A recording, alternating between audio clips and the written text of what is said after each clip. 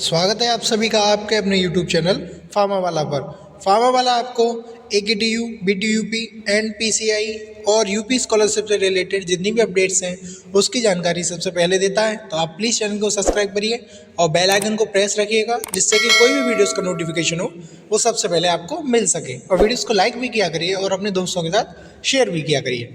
तो आज हम एक महत्वपूर्ण बहुत ही एक जो सूचना है उसको लेकर आपके सामने आए हैं। तो जो हमारी स्कॉलरशिप से रिलेटेड है, जो कि छात्रवृत्ति भुगतान के संबंध में, तो मैं आपको बता दूं कि जितने भी स्टूडेंट्स हैं जिनका स्कॉलरशिप का पैसा है वो आ चुका है, और यानी मेरे अकॉर्डिंग 50% ऐसे स्टूडेंट्स हैं जिनका पैसा आ चुका है, लेकिन 50% ऐसे अभी और स्टूडेंट्स रह गए जिनका पैसा नहीं आया है। तो मैं आपको बताऊं कि उनका पैसा कब आएगा। उनका बहुत से बच्चों को मेरे पास कमेंट भी आ रहे हैं कि सर जो हमारा पैसा है वो हमारा तो फॉर्म तो 10 दिसंबर से पहले ही फॉरवर्ड हो गया है या नवंबर में ही फॉरवर्ड हो गया है, और हमने जो क्लेम फीस भरी है वहाँ से अब किसी की क्लेम फीस 40,000 रुपये है, तो उसकी स्कॉलरशिप 23,000 ही क्यों आई है। तो ये सारी चीज़ें मैं आज इस वीडियो में जो आपके डाउट्स हैं वो क्लियर करने की कोशिश करूँगा।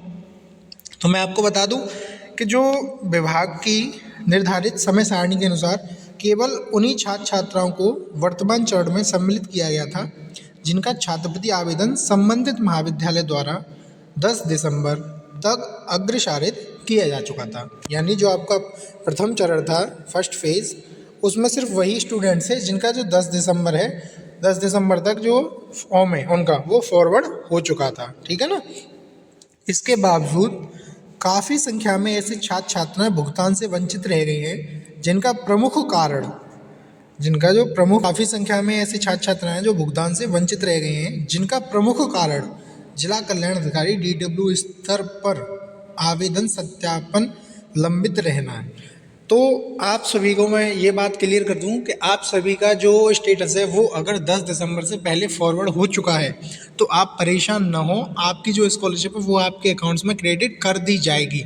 लेकिन अभी क्या है कि DW अधिकारी के यहाँ से अभी थोड़े जो आवेदन है वो लंबित हैं, और उन सभी छात्र छात्राओं से अनुरोध है कि वे धैर्य बनाए रखें।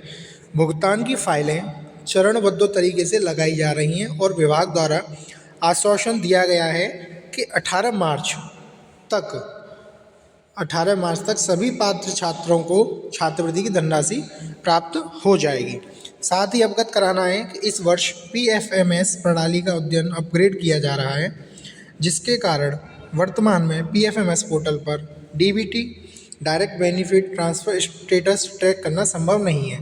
तो मैं आप सभी को बता दूं, जो भी स्टूडेंट्स अपना पोर्टल PFMS के थ्रू मतलब जो भी अपना स्टेटस चेक कर रहे हैं, तो वो जिसका किसी का स्टेटस शो नहीं हो रहा है, किसी का पेमेंट शो नहीं हो रहा है, तो वैसे स्टूडेंट्स परेशान ना हो। आप सभी के जो PFMS का स्टेटस है वो बहुत जल्द अपडेट होगा।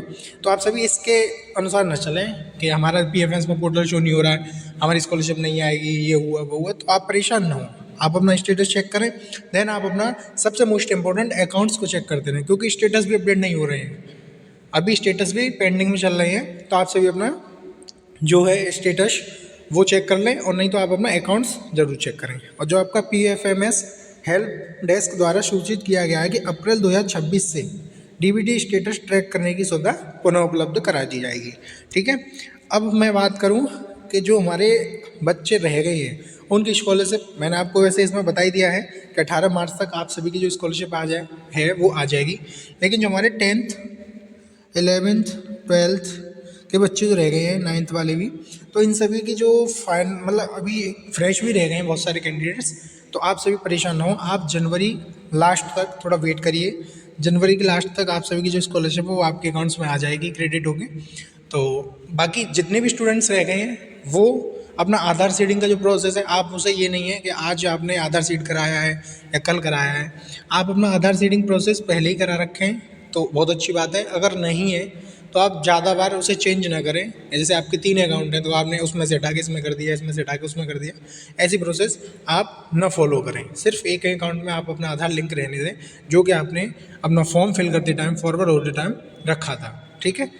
और जो हमारा द्वितीय चरण है वो 11 दिसंबर से 27 जनवरी, ये मतलब जो आवेदन पत्र थे उनको सत्यापित करने का था, और विश्वविद्यालय एफिलिएटेड से 7 फरवरी 2026 तक ये फॉर्म वेरीफाई हो पाएंगे।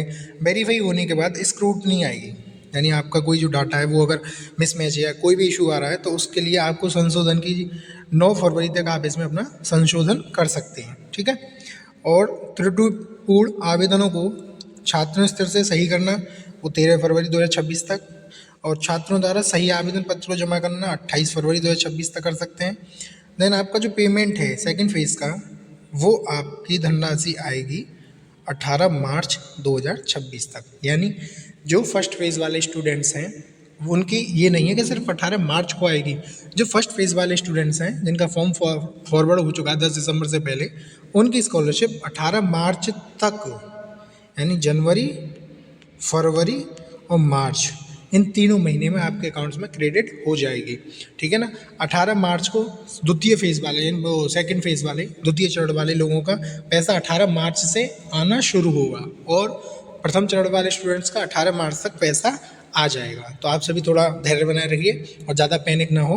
और तो आप सभी बस थोड़ी सी अपने ये है कि आप अपना स्टेटस चेक करिए और अपने बैंक अकाउंट को चेक करते रहिए। बाकी जिन भी स्टूडेंट्स का अभी तक आधार सीडिंग प्रोसेस नहीं हुआ है वो उसे जल्द से जल्द करा लें, जिससे कि आपका जो पैसा है वो डीबीटी के माध्यम से आपके अकाउंट्स में क्रेडिट किया जा सके। तो वीडियोस को लाइक करिए, शेयर करिए। बाकी अपडेट्स के लिए आप चैनल को फॉलो करिए। मैं आपको सारी अपडेट्स अपने यूट्यूब चैनल पर प्रोवाइड कराता रहूँगा।